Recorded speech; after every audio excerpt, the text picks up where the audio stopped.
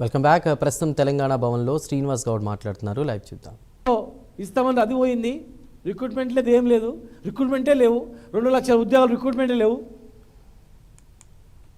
ఇంత ఊర్లో పొలం ఉన్నాడు బతికే రైతు బంధు లేక ఆ పొలం ఉన్నాడు కూడా మళ్ళీ ఊరు విడిచిపెట్టి మళ్ళీ పట్టణం పోయే పరిస్థితి వచ్చింది. ఆ భూమి ఒక పెద్ద రైతు పండిస్తే ఆ రైతు కింద కనీసం పోయి కూలీనాలు చేసుకొని బతికే పరిస్థితి ఉండే. ఒక నాటేస్తే 1000 రూపాయలు ఇచ్చే పరిస్థితి ఉండే. ఇలా నాటేసే పరిస్థితి లేదు. మళ్ళీ 1000 రూపాయలు కదా 100 రూపాయలు ఇచ్చే పరిస్థితి లేదు. మళ్ళా పెద్ద పాము మింగితే కిందికి వచ్చినట్లు వచ్చేసింది. మొత్తం కాంగ్రెస్ చేతిలో పడ్డది, పెద్ద పాము చేతిలో పడ్డది ప్రభుత్వం. మళ్ళీ మింగేసింది తెలంగాణని. మళ్ళీ ఉల్టా రివర్స్కి వచ్చింది. మేము కొట్లాడి తెచ్చుకున్న తెలంగాణ జైళ్ల పాలై కేసీఆర్ గారి నాయకత్వంలో తెగించి కొట్లాడి తెచ్చుకున్న తెలంగాణ ఇట్లా బెట్లే కూట ఎక్కుంటే అగ్రభాగం పోయి మళ్ళీ తుప్పున ఇలా చేతుల పడే వరకే కుప్పగూలిపోయినట్టు పరిస్థితి వచ్చింది. ఇలా కులవృత్తుల పరిస్థితి అంతే, విద్యార్థుల పరిస్థితి అంతే, రైతుల పరిస్థితి అంతే. తెలంగాణ ఉన్నట్టు ప్రజానికి మొత్తం కూడా ఇలా రోడ్ల పాలయ్యే పరిస్థితి వచ్చింది. 56% ఎక్కడా? నువ్వు ఇచ్చే బడ్జెట్ 3.85% ఎక్కడా? కామారెడ్డి డిక్లరేషన్ ఏంది? మీరు చేస్తున్నది ఏంటి? రోజు ఎవరు ఇల్లు కూడా పడుతూ ఉన్నారు, ఎవరు జీవితాలు నాశనం అవుతూ ఉన్నాయి.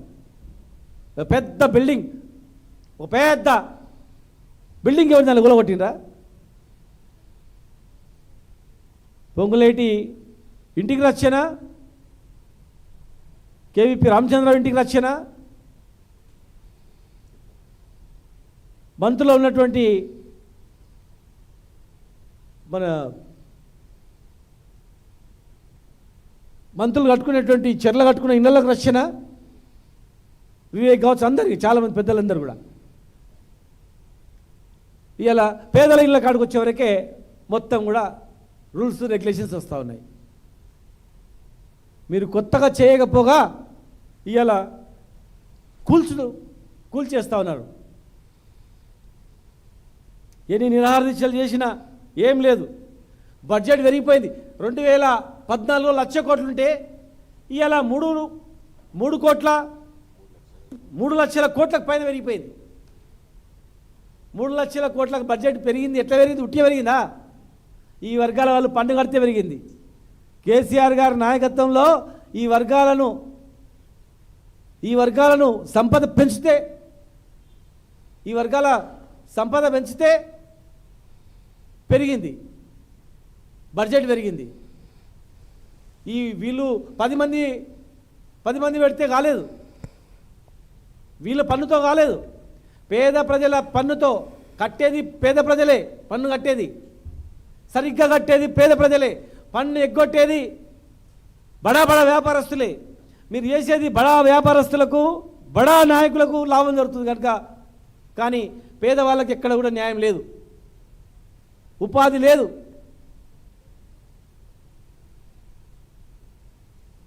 తొంభై 90% కంప్లీట్ అయినటువంటి మా జిల్లా ప్రాజెక్టులు 10% కంప్లీట్ అయితే నీళ్ళు వస్తాయి. ఈ వర్గాల వాళ్ళు బతుకుతారు. మీరు ఏం చేయకుండా బతుకుతారు వాళ్ళు. ఇవాళ అది కూడా లేదు. రాజు యువ వికాసం పేర్లు చాలా పెద్ద చెప్పుకున్నాం. రాజు యువ వికాసం యాడున్నాయని? యువ వికాసం ఎక్కడున్నాయి ఉద్యోగాలు? చివరకు బంగారం, తులం బంగారం బడ్జెట్ పెట్టలేదు. పోయి 2.5 సంవత్సరాలు ఇన్ని పెళ్ళైనవి, 100 కిలోల బంగారం ఇవ్వాలి బాకీ. నెక్స్ట్ కన్నా బంగారం, తులం బంగారంకి ఇంత బడ్జెటు, 4,000 పెన్షన్కి ఇంత బడ్జెటు, ఈ వృత్తికి ఇంత బడ్జెటు. బీసీ స్కాలర్షిప్లు లేవు, ఈబీసీ స్కాలర్షిప్లు లేవు, ఓవర్సీసీ లేవు. విదేశీ విద్యలకు 1000 మంది చొప్పున పంపుతా ఉన్నారు. ఒక్కరిని పంపాలి ఇంతవరకు.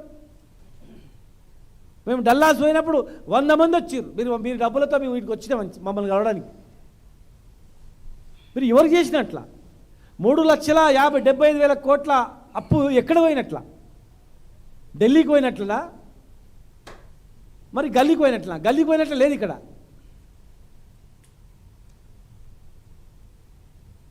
మొత్తం బడ్జెట్ ప్రసంగంలో అన్ని అబద్ధాలు.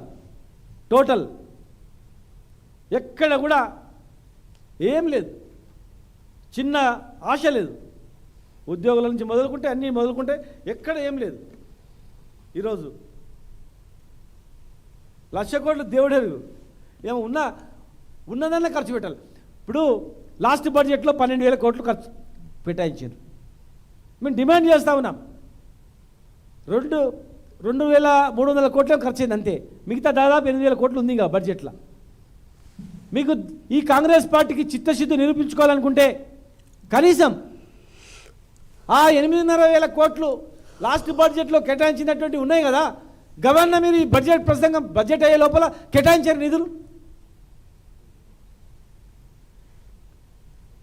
చేయండి.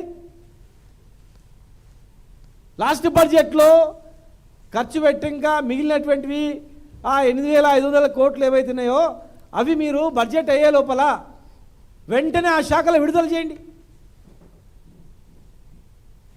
ఇప్పుడు నెక్స్ట్ ఇయర్లో మళ్ళీ 3,800 కోట్లు ఫీజు రియంబర్స్మెంట్ బాకీ పడతారు.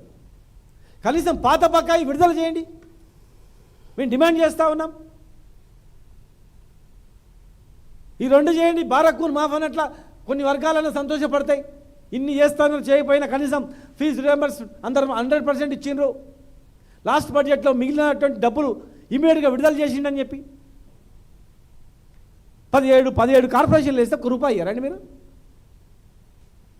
మంత్రి పదవులు 42% ఇస్తున్నారు. ఎక్కడ పోయినాయి? ఉన్న ఖాళీ మంత్రి పదవులు ఇవ్వండి. 2 రాజ్యసభ సీట్లు ఇస్తే ఎవరికి వాళ్ళ గురించి తెచ్చుకున్నాం మేము తెలంగాణ. ఎవరికి ఇవ్వడానికి తెచ్చుకున్నాం మేము తెలంగాణ. మా పదవులు మా వాళ్ళకి ఇవ్వడానికి తెచ్చుకున్నాం. మేము కొట్లాడింది మా పదవులు మాకు కావాలి, మా రాజ్యం మేము మేలాలి, మేమే ఈ రాజ్యంలో అనుభవించాలని. సరే మీరు ముఖ్యమంత్రులు కానీ ఎవరికి ఇస్తారు రాజ్యసభ? ఈ ప్రాంతానికి ఇవ్వండి. కనీసం 50-50 ఇవ్వండి. ఒకటికి అక్కడ ఇస్తే ఒకటి ఇవ్వండి. 60% జనాభా వాళ్ళు ఒకటి ఇవ్వరా?